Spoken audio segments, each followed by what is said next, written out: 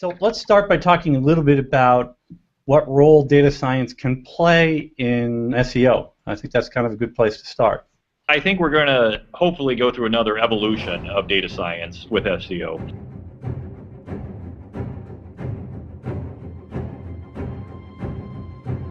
One of the problems is we're always way behind Google in terms of what they're doing, because they've been using data science from the start, and we're always playing catch-up.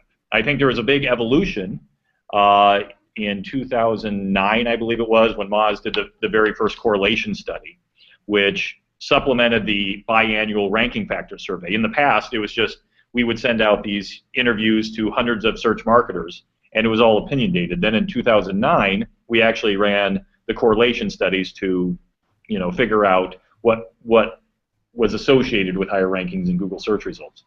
Since that time, since 2009, there haven't been a lot of huge advances in data science in terms of figuring out what's working with SEO and what's not.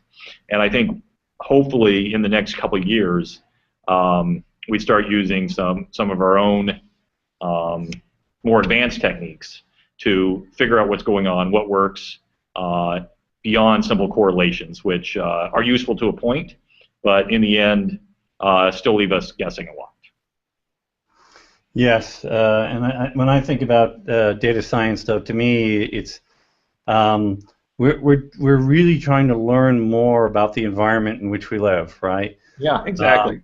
And we're trying to keep that in perspective, because we know that there's many aspects of that can change, right? Mm-hmm. So we might discover that something is behaving a certain way, but then we'll see, a half a year later that it behaves a completely different way.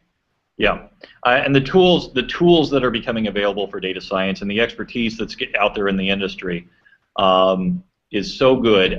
I know there's a lot of enterprise Fortune 500 companies that are doing their own data science on their own websites to sort of deconstruct what's working in search results and what's not, to inform their own SEO efforts.